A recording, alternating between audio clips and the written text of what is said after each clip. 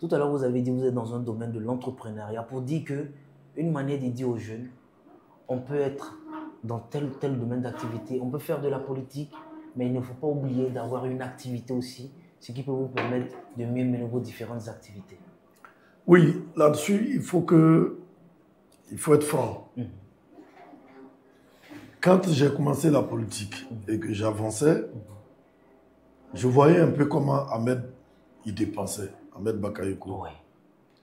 Je voyais un peu comment Adjumani est obligé à chaque fois de sortir de l'argent. Chaque week-end, Aboubakar, tu vas au village, tu as 300 000, tu as 500 000, tu as 1 million.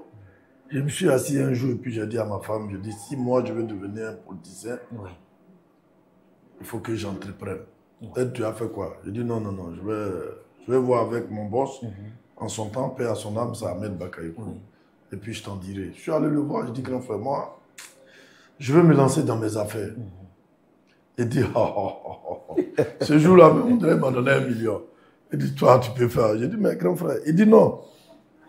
Tu es dégourdi, tu es déterminé, tu es courageux.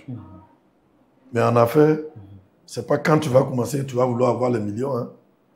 Donc, j'espère que tu as réfléchi. J'ai dit oui. C'est ainsi que je me suis lancé dans les affaires. Mais les affaires et la politique, it's the same.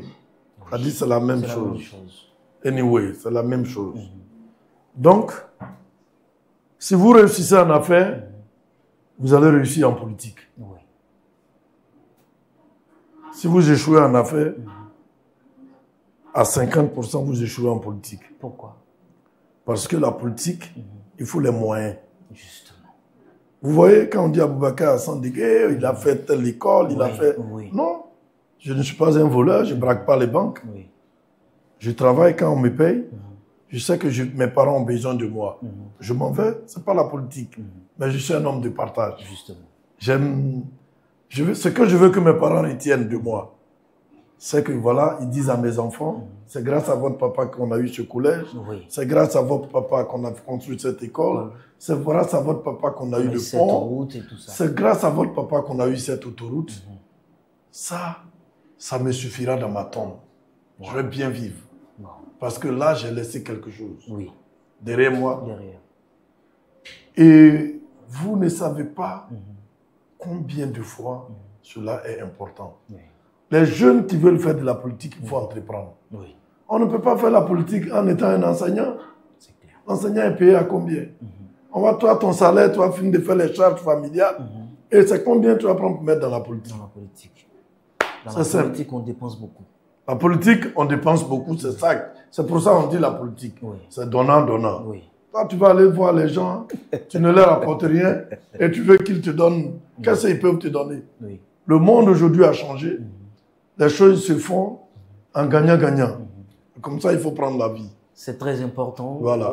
Honorable, tout à l'heure, j'ai réécouté votre interview le dimanche dernier lors d'une réunion bilan. Vous avez dit, on n'est contre aucun candidat, que ce soit dans le Baribo ou ailleurs.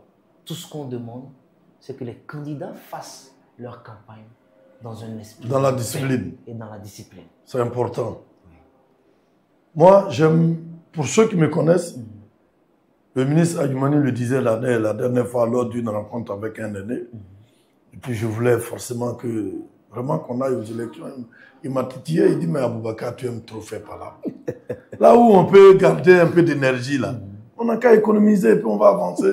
Il dit, j'ai compris. Mais en réalité, moi j'aime compétir. Je n'aime pas les... Parce que vous savez, quand vous sortez vainqueur d'une compétition, partout où vous passez, vous êtes fier. Vous êtes fier et vous êtes à l'aise. Oui. Donc, les candidatures peuvent être nombreuses comme il faut, mais il faut qu'on aille dans le sens de l'union, de paix et de la cohésion sociale. Parce que nous sommes un jeune département qui est en train de sortir des difficultés. Ce département n'a pas besoin de voyous à leur tête. Ça, je le dis et je pèse mes mots. Sandégué aujourd'hui a besoin d'hommes responsables, qui est plein, qui a un carnet d'adresses, qui est bien chargé et bien riche. Un carnet d'adresses bien riche.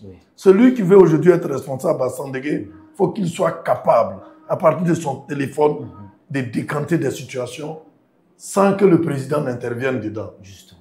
C'est le nouveau monde, ce n'est pas moi qui l'ai fabriqué. Oui, il faut ça. Et Sandaga, soyez-en sûrs d'une chose, c'est fini, Sandaga ne pourra plus tomber dans la main d'un vagabond. Oui.